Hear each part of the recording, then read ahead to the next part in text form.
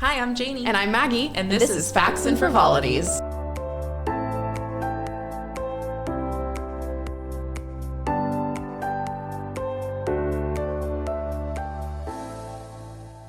I'm really excited for your topic today. I'm really excited for my topic today, too. It was honestly, hard because I just could talk about it all day, every day. I know. And never be done. It's true, she could. I could. So I'm talking about Tamora Pierce today, who is my favorite author, probably my first special interest. Her books literally made me a reader. I hated reading before I found her books when I was 8 or 9. That's so cute. Yeah, no. And after reading the Song of the Lioness Quartet, I could not stop reading fantasy. My brain was oh, we like this. We really like this. More, please. Wait, you can make it with smut too? Whoa. Game changer for 13-year-old Maggie. Tamora Pierce's books are not smutty. No, they're not. At all. They're made for children. They are. But they're great. The title of my presentation is More People Need to Know Tamora Pierce. Tamora spells her name Tamora. I promise this is important. So my whole life I've called her Tamora Pierce because that's phonetically correct. But as an adult, I learned that her mom just didn't know how to spell Tamora and spelled it with an O. So it's supposed to be Tamra rhyming with camera, but it's spelled Tamora, which is more interesting, if not a real name. I like Tamora better. Yeah, so I'm going to do my best to refer to her as Tamora because that is her name. But for 27 years, I called her Tamora. So bear with me. I may be misnaming this poor woman. I am so obsessed with her. Just a little background before we get started. The Song of the Lioness Quartet is Tamora Pierce's first series that she ever came out with. Before she released these novels, she worked with troubled teens, and she worked for a time in group homes. And the story of Alana, she actually came up with telling the stories to the teen girls in group homes. Just to entertain these girls, would tell them stories about Alana. And then eventually she wrote her series. That's so cool. Yeah. The Song of the Lioness came out in the 80s. It is before YA. YA was not a genre in the 80s. You either had adult literature or children's lit. And Alana fits really perfectly in YA. You start the book series following her from when she's 10. By the 4th book, she is an adult woman having sex. It's not graphic, but it is mentioned. She's getting it. She's getting laid. And she's gotten laid. A lot. The original books were written as one book. It's a quartet, so it's 4 books. They were written originally as just a long novel, but it was too long for children's lit. Children's lit, I think at the time, it could be 400 pages. And then anything over 400 pages, you could only slot it into adult fiction, and Alana didn't slot it into adult fiction. But they're quite short, which is great because they're a really easy read. And everyone who listens to this podcast is required to read or listen to at least The Song of the Lioness, if you're a true fan. And you can get the audiobook on Libby, and it's only a couple of hours, so you really have no excuse. You really don't. That book series then greatly expanded. There are 2 worlds that Tamora writes in. She writes in the world of Tortal, which is her most well-known series. She is vastly underrated when it comes to fantasy. Millennials and Gen X grew up with. I don't know why. It baffles me, frankly. They are so well written. They hold up extremely well. And I know, definitely I have rose-colored glasses. They're extremely nostalgic for me, but everyone that I've shown them to agrees. Fantasy isn't even really your genre. I don't like fantasy. I'm not really a big YA fan. Yeah. I usually don't read anything from the 80s, let's be honest. Yeah. And I loved them. Yeah, they were great. I read a lot of YA as a young adult, but I've really grown out of it for the most part. I mostly read adult fantasy literature, but adult literature. But I do a reread of the entire Tortal universe pretty much once a year over audiobook. Maggie is very familiar with Tortal. Extremely. What's the saying? Not my house, but I know my way around. Yes, you exactly. and Tortal. My Wi-Fi connects automatically. So she has a second universe. It's the Emlyn universe. I have read all of those books. Half of them are out of print completely. Scholastic, I think, owns the rights, but has not printed it in years. So they're hard to get your hands on. They were also like, I read them, but they did not grip me the way Tortal did. So we are talking about the Tortal universe. Just like quick shout out for Emlyn. It is still like a sort of medieval Renaissance-y setting, still a polytheistic world, which we will get into, like the gods and everything. It follows more like scholars, priests, and artisans though, where like the Tortal books are much more traditional fantasy where it's following like knights and kings and queens and peasants and that sort of thing. Magic is similar in Tortal. It's very common, but you have to be born with it. And it is still prominently girls like that you follow, but there is a boy, which is different from the majority of the Tortal series. Like those are very much like centered around women. There's definitely like male main characters. Yeah. But all of the ones that you follow are women. Yeah. I shouldn't say they're women. They're not men. Yes. Yes, that is important because these books are very queer. The last note for Emlyn is that it's a group of 4 kids that are raised by surrogate moms, and their moms are gay. Yeah, it is not mentioned in the early books because, again, these are coming out in children's literature in the 80s and 90s. They're just like women that are very good friends. But by the last book, it is just straight up like they call each other partner. I definitely recommend reading the Emlyn books if you can get your hands on them. But we're gonna focus on Tortal. Good, because I'm familiar with Tortal. These books are high fantasy. All that means is that the fantasy happens in a whole different world. Low fantasy is like urban fantasy, where it's existing in a world that we inhabit. High fantasy exists in a world that we don't inhabit. And high fantasy is not any better than low fantasy, and fantasy fanboys can suck my dick. But Tortal is high fantasy. Tortal itself is like England-y, but before England was a thing, you know, like kind of Anglo-Saxon-y, but like medieval. In retrospect, this doesn't make any fucking sense because there was like the knights and there was the whole monarchy and everything. I pictured it Middle Eastern. I pictured it like Jordan. Really? All of it? Yeah. The geography is definitely weird. Like there is a giant desert in Tortal that has its own population of people. We will get to the Bajir because they are very important. Magic is common in the world. There are a couple different types of magic that we'll talk to, but you have to be born with it and train in it. So like if you're born with it, but you never use it, bad things happen. Most common magic is the gift. That is like the standard magic. But then there's also the sight and wild magic, which are explored in different books. And like we talked about, it's almost exclusively girl protagonists. There are some genderqueer folks and one boy that we follow in one of the last series. Boo. Boo. No, we love Numair. He's great. We're going to introduce Alana. Alana is the reason I have red hair. Straight up. Like, I have always, like, since reading these books, wanted to be ginger. And I was blonde and not ginger. And for a long time, I was just, like, highlighting my hair blonde because I was naturally blonde. And then one day when I was, like, 18 or 19, I was like, I could be a redhead. I've always wanted to be a redhead like Alana. Like, since I was 8 years old, I wanted to be a redhead like Alana. And then I was like, oh, wait, I can just do that. So I did, and I haven't looked back. For those of you who are listening, Maggie has a completely shaved head. She dyes the little nubs. I do every other week. Cody shaves my head, and then I dye the stubble ginger. Partially because I want to look ginger, but also because if I don't, I'm blonde enough that it's like there's no contrast, and I just look like Caillou. Yeah, no, you do need it. Yeah, you look a little Caillou-y sometimes. Yeah. The first book in the Song of the Lioness Quartet is called Alana, the First Adventure, and it debuted in 1989. Also, one of my favorite humans debuted in 1989, Cody.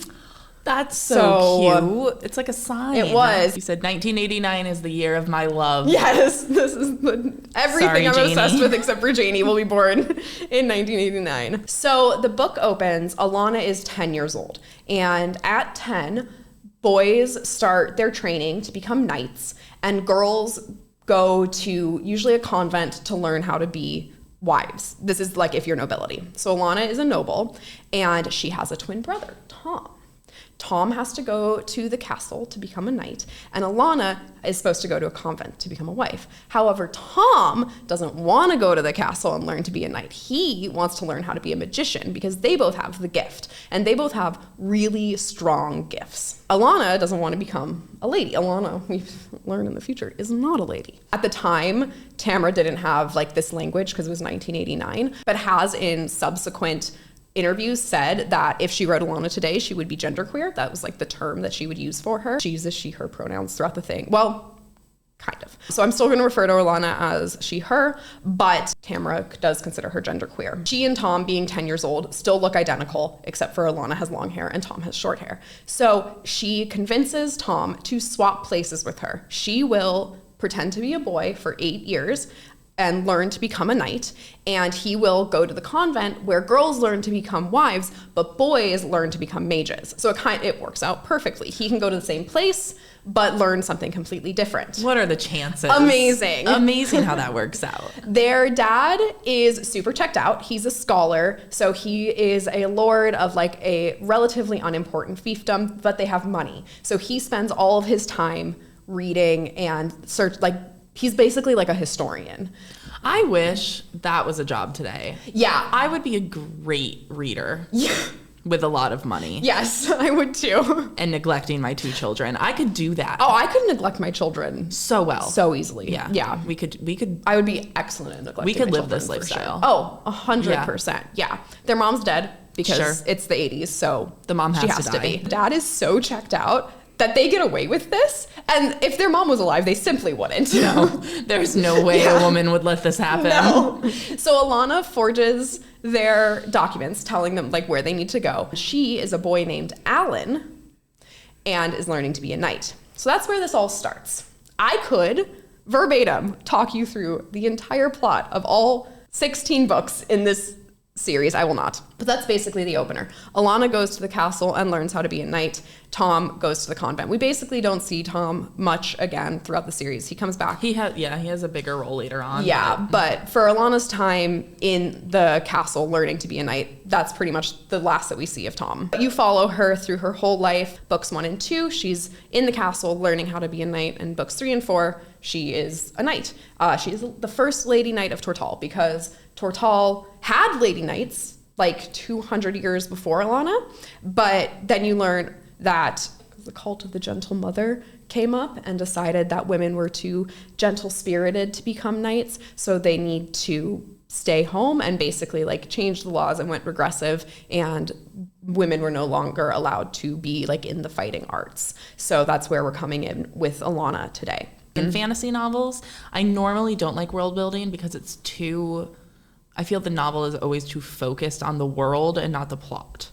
However, Tamora Pierce does a great job world building in a way that I was interested in. And also there's ways that she introduces new lore that you didn't know about but has been there the whole time that I think is like really, really done well. Yeah, you can tell that she really lives in her worlds too. Like these are really fully fleshed out places for her. Everything has a reason. You see in subsequent books, she goes back and she talks about the period like kind of right before the cult of the Gentle Mother comes up, when women are still fighting, but it's sort of starting to be seen as like taboo or like not classy, like for noble women to be knights. It's not ever like a plot of the books. The books are like completely unrelated to really like nobility in general, but it's still a through line throughout where you can see like how the politics of Tortal have changed and why they're changing and what brought about this like cult of the Gentle Mother and eventually like women being really relegated back into roles that they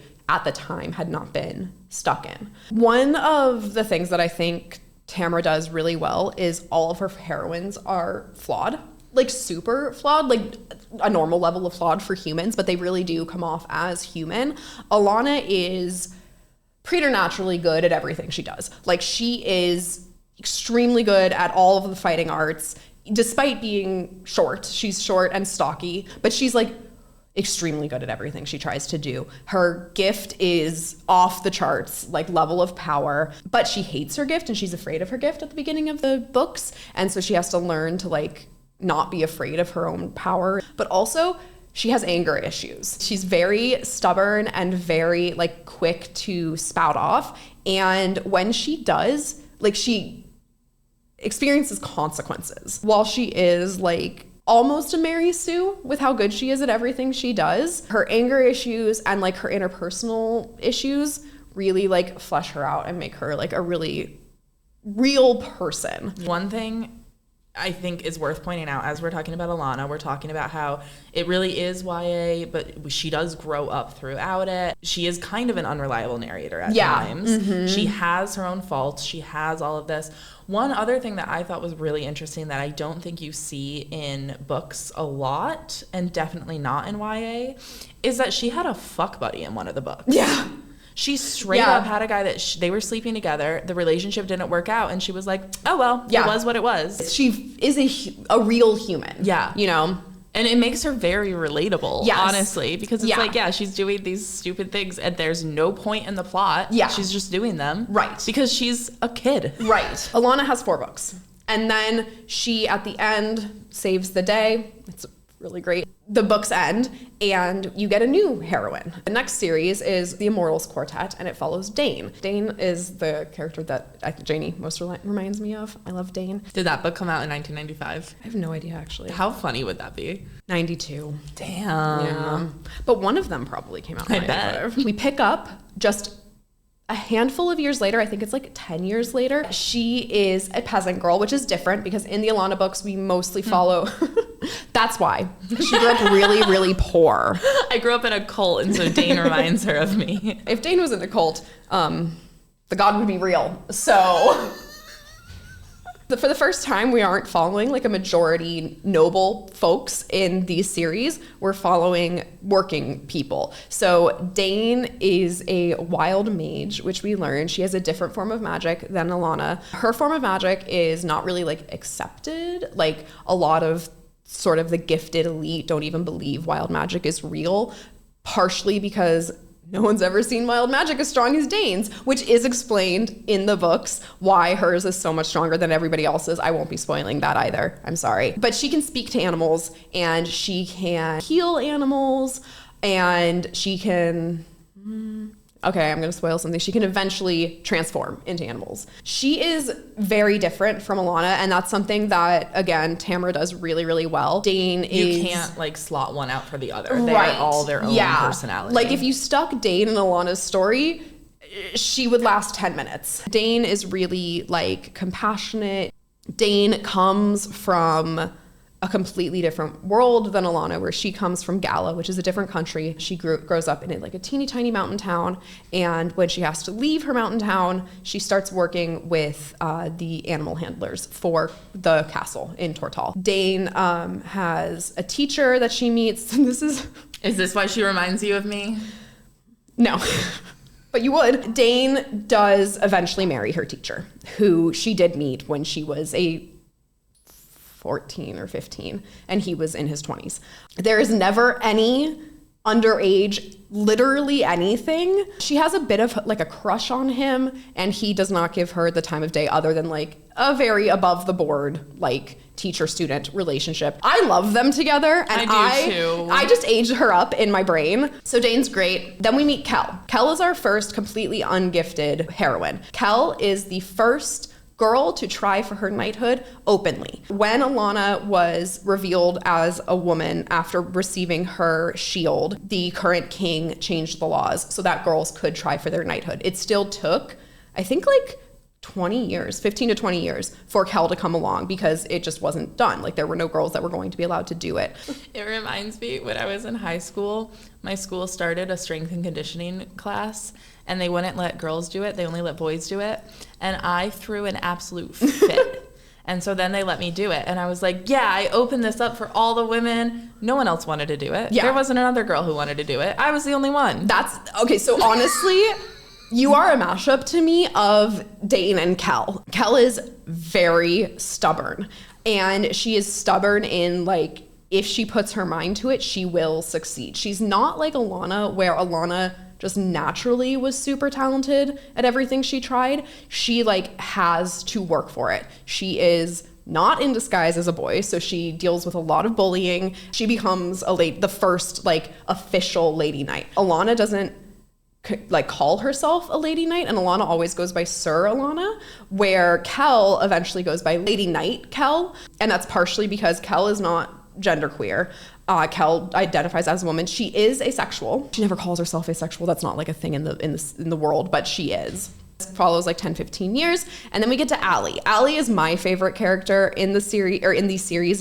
She's Alana's daughter, and where Alana is great at everything she does, she's a terrible mom. She was very busy, right? So she was traveling, saving the world. So Allie's full name is Allie Ann, and I had deleted this from my brain because Allie is also a twin. Her twin brother's name is Alan. Which is the name Alana gave herself. Right, which makes sense. No. Well, I mean, he's a boy. Alana became Alan and then had Allie Ann and Alan. It's the Allie Ann and Alan part that really gets me. It's the Al. Yeah. She named her twins, both of them, after herself. Which honestly, boss-ass move. Yeah. Some Lorelai Gilmore shit right there.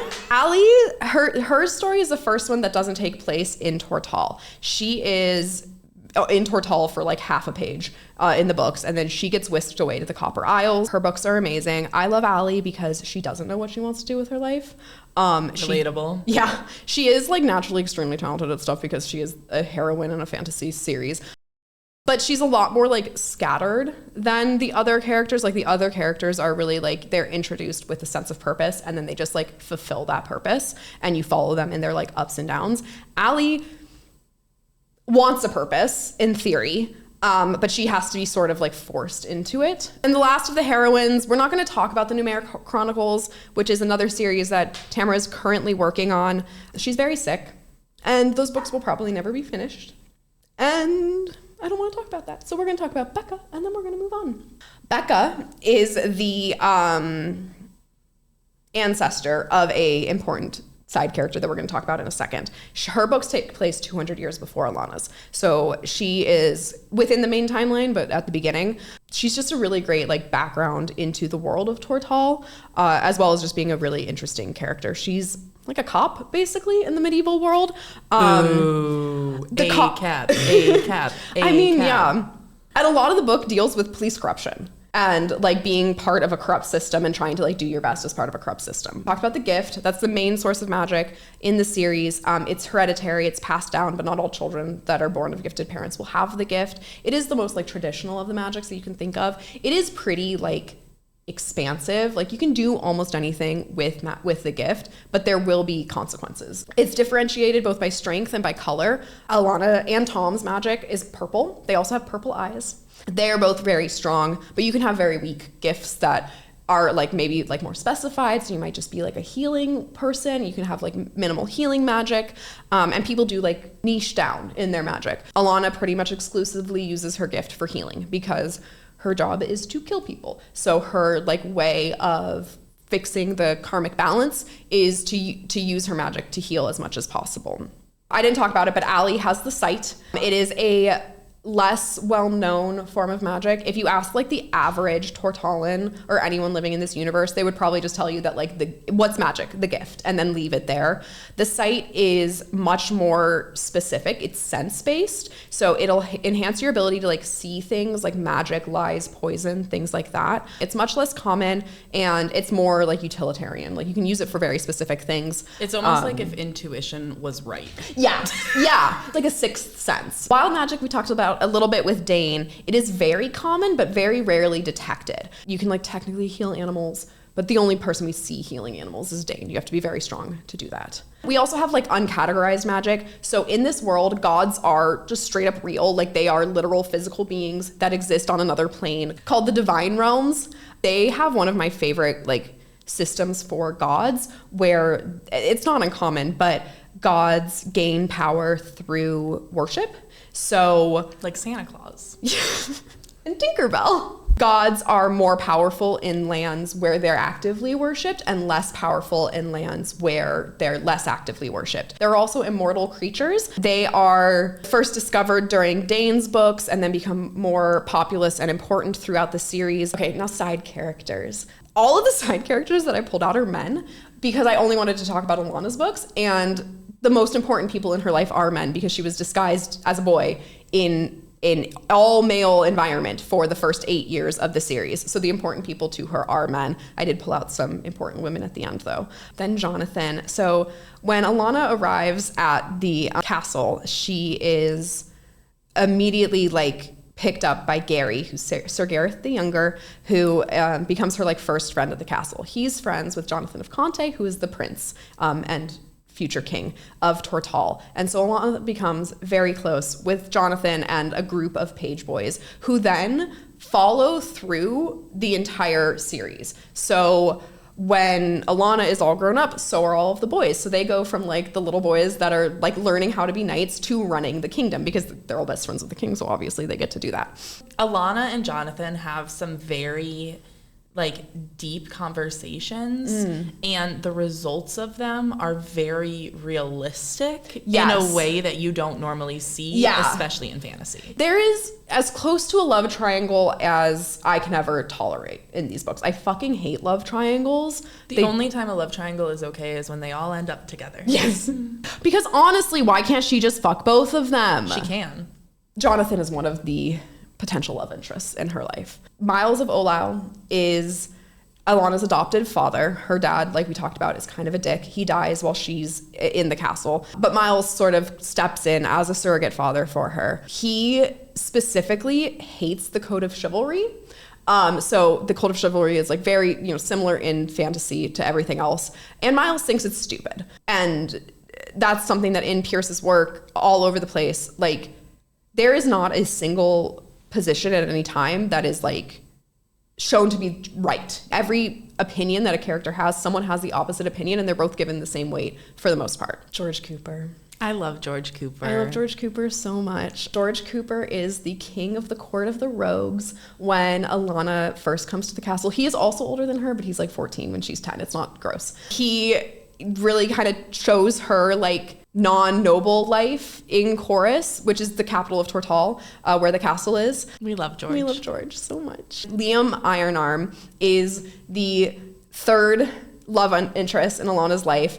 He is a blip on the radar. He is a good time for a short while, and it doesn't work out. I don't think that is a spoiler, because the first conversation they have, you're like, oh, this is not going to work out. And he is a mistake I would make. And I love that. 1000%. I would make that mistake. Yeah, I love him so much because he's a dick. But he's a good man. Like they're just not meant for each other. And then we're going to talk about the cat, Earth Faithful or Pounce, depending at what point you meet him in the story. He is a magical cat, and the reason I am a cat owner. Everything in my life you can trace back to these books. He has a tattoo for it. I do. My tattoo is on the slideshow specifically because if you Google Tamora Pierce Faithful, my tattoo pops up on the first row of images. The cat is a god. Well, he's a constellation. He'll correct you. He's not a god, but he might as well be. He follows Alana through her journey and is just like a really good friend and companion. And then important women in Alana's life, real quick. Maud is the healing woman who taught Alana her gift early on and was the one that told Alana, you have to use your gift for healing. Maud was also the one who gives her birth control, right? No, Elaney Cooper, George Cooper's mom, is also a healing woman. George Cooper's mom gives her birth control. Yeah, before they're together. The first media I ever read about periods in was the Song of the Lioness Quartet. Like I knew about them, but I'd never like seen them depicted. And Alana gets her period while she's pretending to be a man. No women knew who she was starting from 10 years old, except for Maud, the healing lady that lives in Trebond, so like in a completely different part of the country. So she like gets her period and she's like, I'm dying. Like I am bleeding profusely from a place I should not be bleeding. I'm dying, because no one had explained periods. I was going to say, her. and also her dad was a deadbeat and her mom was dead. Right. She goes to Elaney Cooper, who is George Cooper's mom and a healer in the town, and she laughs at her and then helps her out and teaches her about periods and like teaches her like period hygiene and stuff. And it's all within the world of the books, but it was the first time someone had said like, make sure you bathe every day when you're on your period, and like shit like that like, duh. But also I was 11 when I got my period, and like I don't know if I was bathing every day when I was 11 because I hadn't like started to smell yet, And then Elaney gives Alana a birth control charm because now that she's getting her period, she can have babies, and she doesn't want babies, so she should be on birth control. And it's just said as simply as that. The next women are Kara and Kareem. These are girls that Alana teaches the gift to after she leaves, after she gets her shield, and they are the first people who teach her like women's arts. So she doesn't know how to embroider or weave or card wool or any of these things that women are traditionally expected to do because she was socialized as a boy from, 10. So these are like young girls who are like, how can you not do this? What is going on? And they then teach her feminine forms of the gift because she had been taught by men, the gift by men. So she like learns thread tying magic from Eleni, and she learns how to weave the gift into weavings from Cara and Cream, and she's missed this whole portion of who she is, and she talks about that. Like she talks about the first time she wants to wear a dress. So she goes to the city with Eleni and she wears a wig and goes dress shopping, and she's like loves it and is as in love with Alan the page squire knight at whatever point she's at, and Alana the lady, and those parts never clash. She's never sad about being in boys' clothes or sad about being in women's clothes. She doesn't love slippers because you can't run in them. But like she is both, like 100%. The Great Mother does touch Alana as a kid. She becomes a favored of the Great Mother, so she follows her throughout the series. Okay, then really quick, the world of this universe. So we have Tortal. The majority of the series takes place in Tortal. They are ruled by the Contes, which is Jonathan's family. In Dane's books, we go to Carthac. Carthac is much more inspired by like Egypt, like ancient Egypt, Rome-ish. But they are never one-to-one, like she takes a culture and puts it over. It wouldn't work. They are still a slave-holding empire. Tortal in Becca's books has slavery, and then there is no slavery by the time Alana's books happen. And Carthac is still slaveholding. And it's really interesting because the people of Tortal like view Carthac as very backwards because they own slaves and the Tortalans don't. But like that history is not that far behind. And that is like mentioned in the books. It's like, okay, you can think you're like better than them because of this, but like we used to do this too. Like this is a sin we've all experienced. That doesn't sound familiar or anything. I can't think of anything that reminds me of. We talked about the Copper Isles a little bit already. That's where Allie goes. This is like Indonesia, kind of.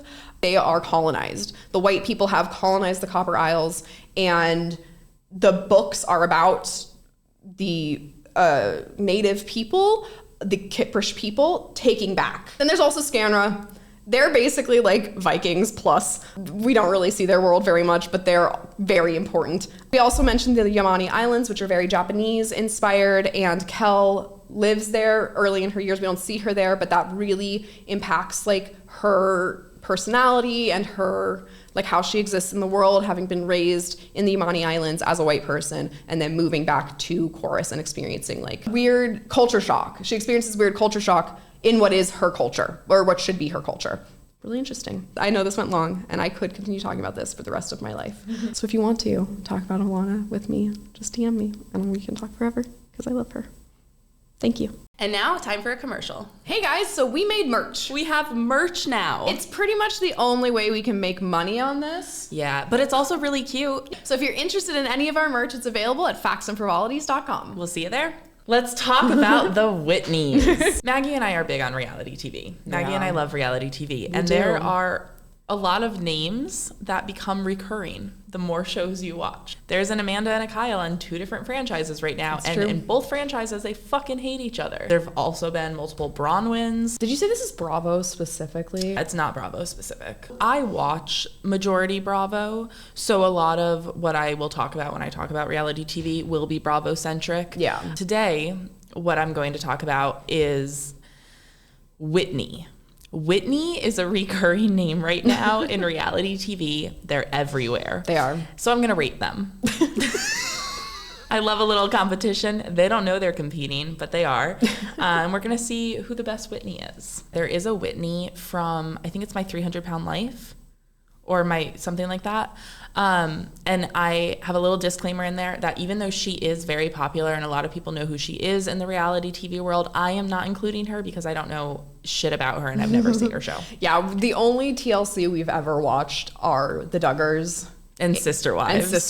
And Sister Wives, like, obviously. Yeah.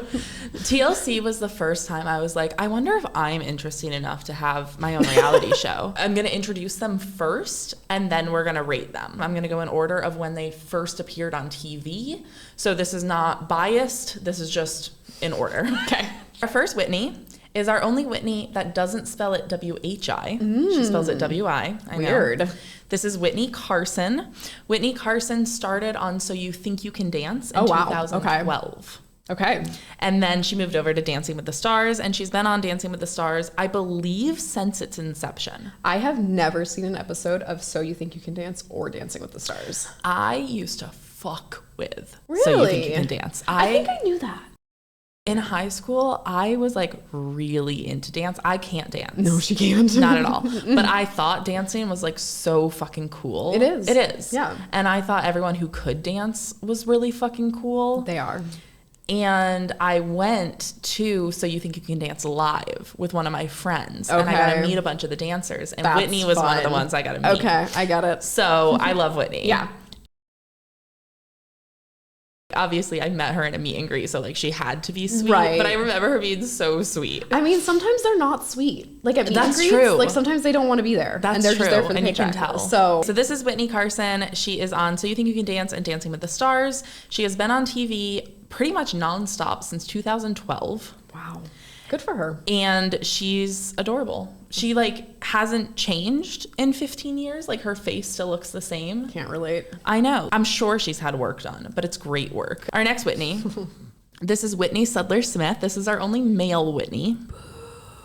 Whitney Sudler-Smith has been on TV since 2014 because he started Southern Charm. It is the only reason he's on that show. He bankrolled this show to have a show about him and his life and how cool and rich he and his friends are. Yeah. And that is the only show that he's ever been on. Yep. Because he's not cool Or interesting. at all. I'm trying not to be biased. I'm not. The next Whitney we have is Whitney Rose.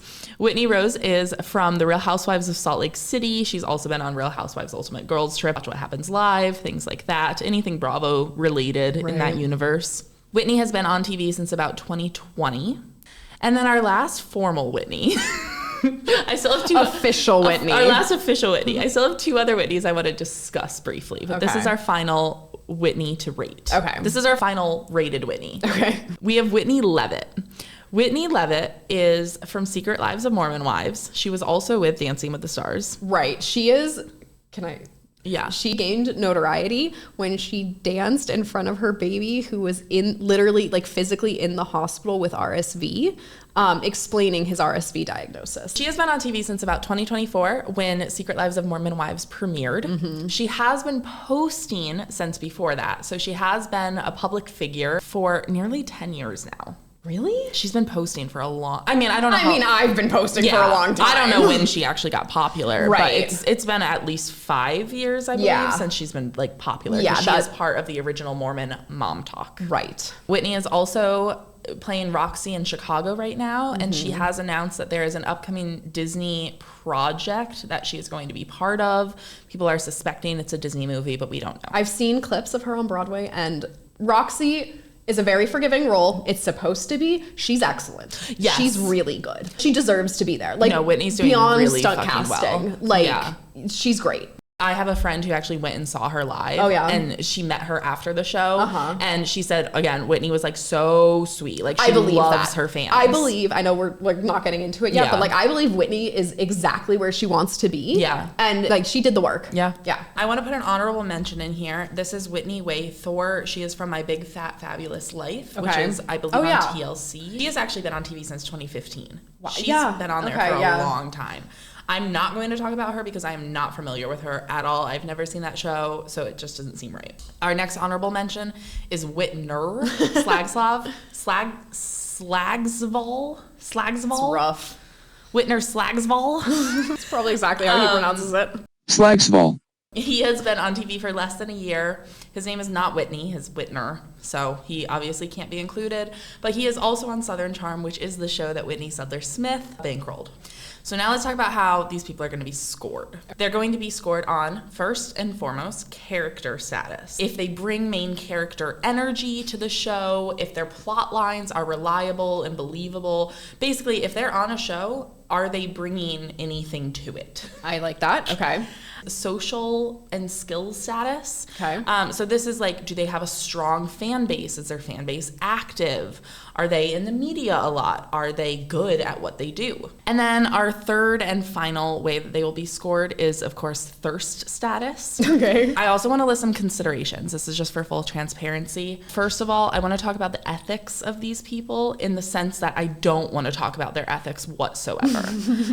These are reality stars. We're thinking of them as characters. Right. I'm not talking about them as people. I'm talking about them as characters. Yeah. Next, I won't be talking about physical appearance. That's just not worth rating someone on. Worth noting, though, I don't consider creep factor to be part of appearance. This will matter later. You for one, Whitney in specific.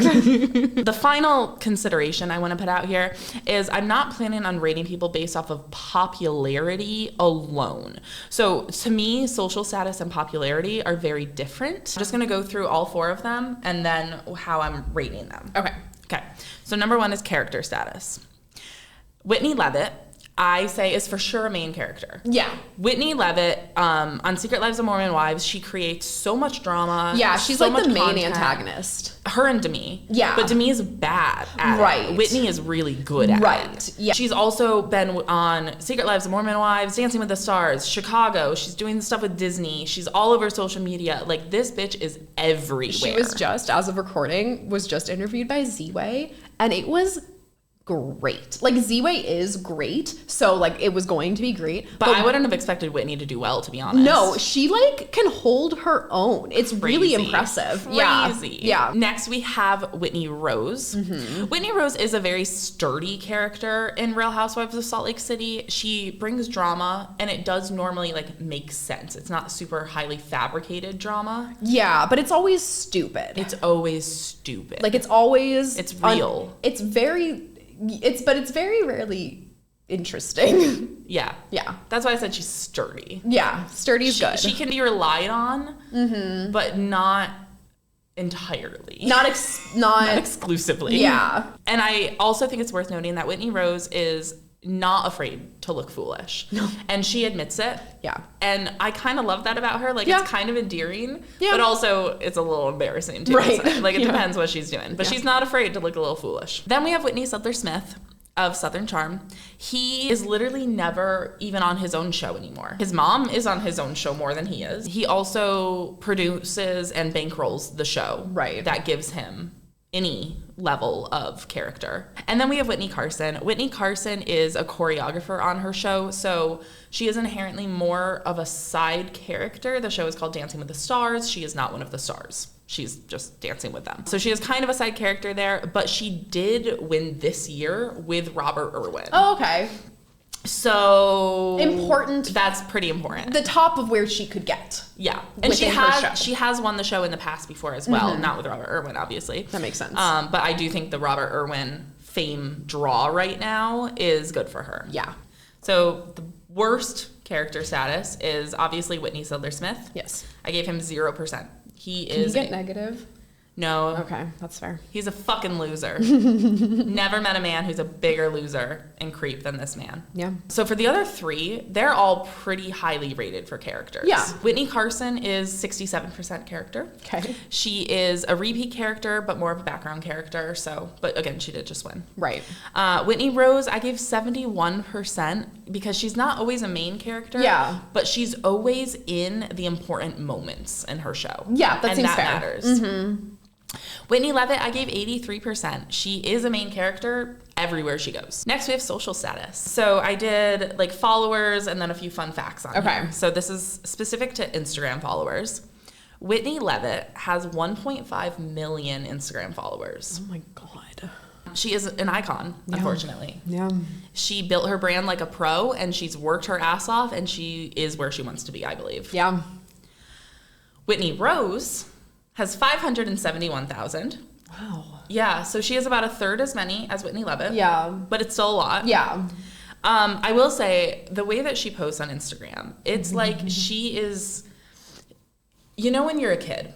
Yes. And your mom has a friend who wears a bedazzled shirt that says it's wine o'clock. Yes. That is how Whitney Rose posts on Instagram. Interesting. Her social standing did take a bit of a dive when her husband ran her business into the ground after she turned it into an MLM. Whitney Smith has a shocking 329,000 Instagram followers. Really? Yeah. What does he post? He posts about once a quarter.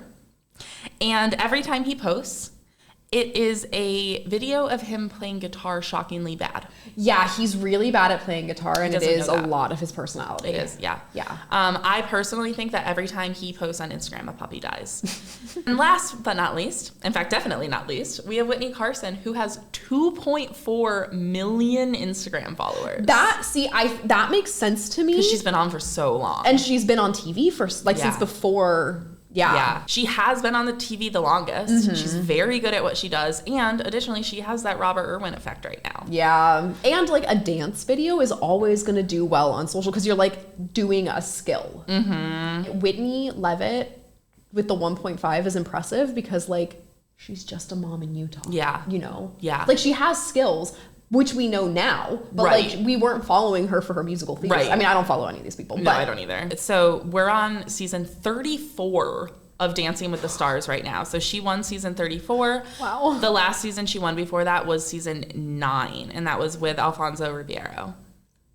So they do multiple seasons a year. They must. They have, because it's not been on for 34 years. No. That's crazy. Yeah. Final ratings for social status. Again, from the bottom to the bottom, we have Whitney Smith at 0%. He's a fucking loser.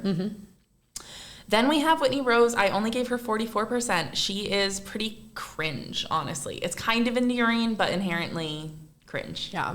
She's like a TV star that uses social media, where I feel like Whitney Levitt is a social media star who got on TV. Yeah. You know? You're so right. Yeah. That is the biggest difference. Yeah. So Whitney Levitt, I gave 76% for social status. She is drawing a lot of attention right now, and she seems to be keeping up with it remarkably well. Yeah. But I just feel like it's going to pit her out soon. I could be wrong. Yeah. It feels like she's peaking right now. You don't think so? I think if it was anyone else, I would agree with you. But I think she's crazy enough. Yeah, she is crazy. Like her next move could be like she's going to start a new airline.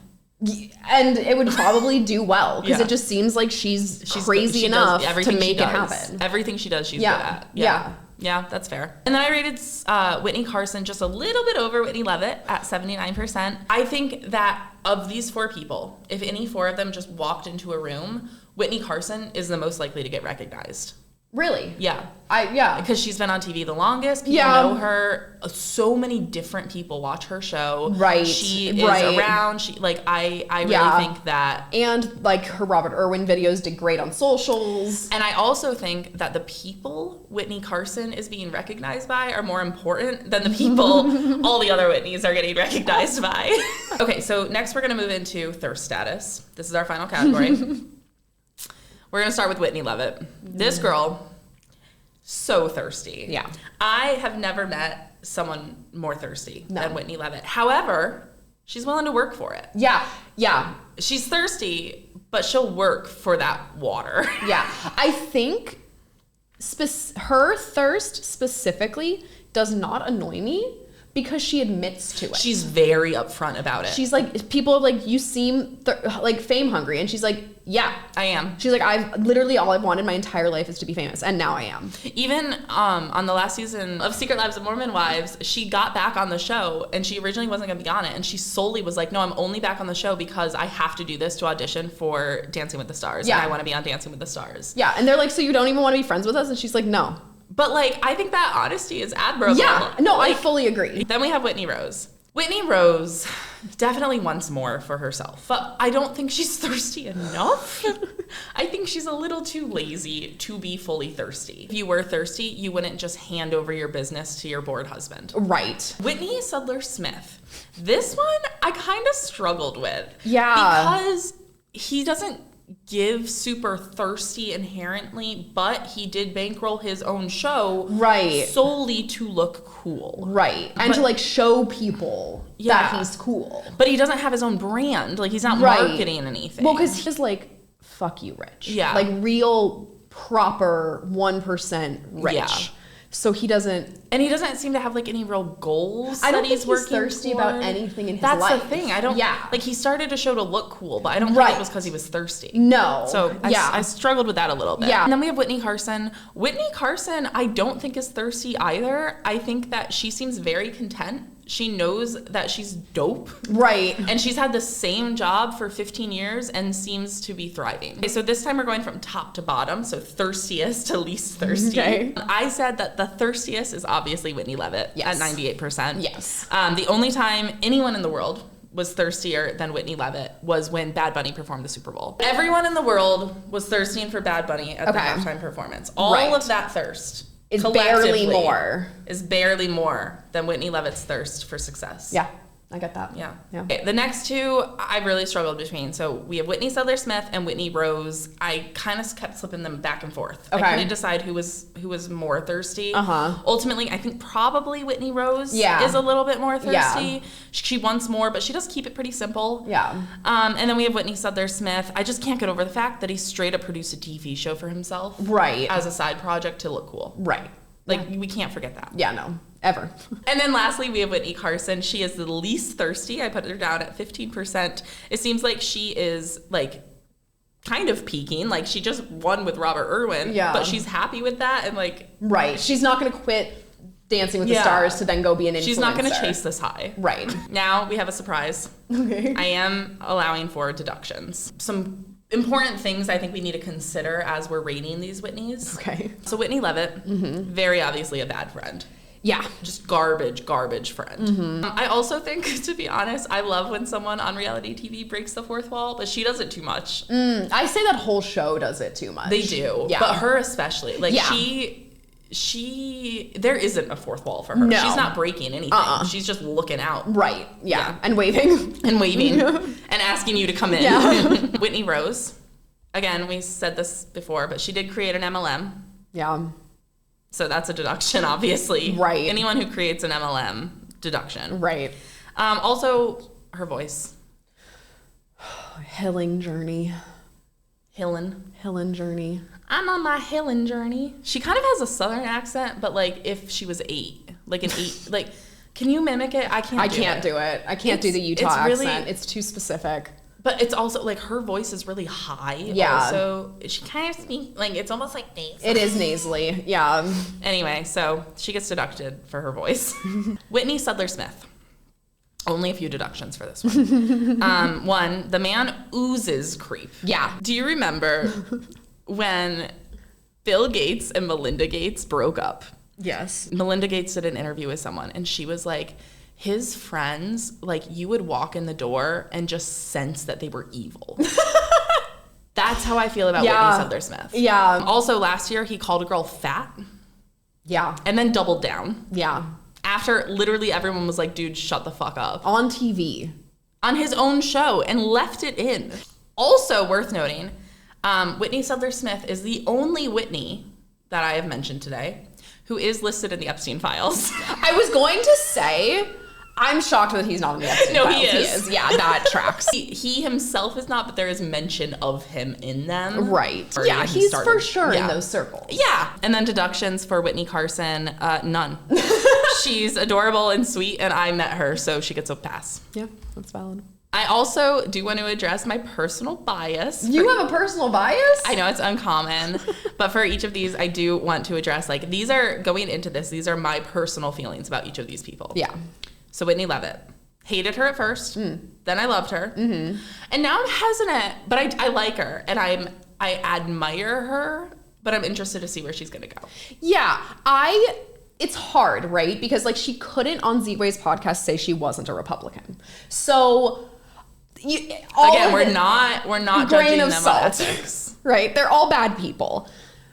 But I find her really impressive. Talented. She's talented, and she's not afraid to make herself look terrible to get what she wants. The fact of the matter is these are all entertainers, and Whitney Levitt is entertaining. She is the most consistently entertaining, I think, of all three. I would agree. Like, and of all three, we're just not counting Sudler Smith. No. He's like not even He's not a contender. No. Whitney Rose, I've talked a little bit of shit about her this episode. I don't know why. I really like Whitney Rose. I do not want to like Whitney Rose, but I do. And that's where we are now. Yeah. I don't like her. Maggie has never liked her. I have always liked her. I don't know why. I think it's because I think she's cute. Yeah. I love a tiny blonde girl. Whitney Sudler Smith. If you couldn't tell, I do have a personal bias towards Whitney Sudler Smith. I get such bad vibes from this man. I don't trust him at all. And I do believe him to be the scum of the earth. Yeah, he's like evil. He's like straight up evil. Yeah. And then my personal bias for Whitney Carson, as already mentioned, is I met her one time, so we're tethered. Poor Whitney Carson. Putting all of this together, we have character status, social status, thirst status, deductions, and my personal bias. We come to the winner. The current best Whitney on reality TV is Whitney Levitt. Yeah. She's got main character status. She's a multifaceted queen. Yeah.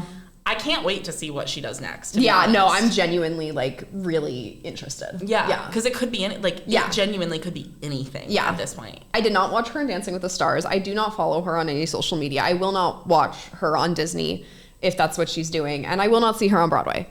But I still want to know what she does next. Yeah. Full disclosure, I kind of hate that she won because I wanted to be surprised. I went into this being like, probably Whitney Levitt's going to win, but maybe not. Yeah. And Whitney Carson gave her a run for her money. They were shockingly close. Yeah, your foot was like on the scale for her. Yeah. And it still did nothing. Yeah. Yeah. So. But Whitney Levitt is the best Whitney on reality TV. So there you have it. Yeah. Whitney Levitt, the best Whitney of reality TV. The worst Whitney. Not of reality TV, just in general. The worst Whitney in the entire world. No, there might be one on the space station. The worst Whitney in the entire universe is Whitney Sudler Smith. Thank you so much. I did so much research for this. It was evident. Thank you guys so much for listening. If you want to support us, you can like and subscribe to this either on YouTube or whatever podcatcher that you use. You can support us on Patreon. We started a Patreon. And leave a review. We haven't said that in any of these videos yet. That is like the single most important thing to like getting you in the charts on like all the different podcast things. And like, we do want to do this for real. So if you like us, leave a review, tell your friends to listen, and that's it. Yeah. Okay, bye. Bye.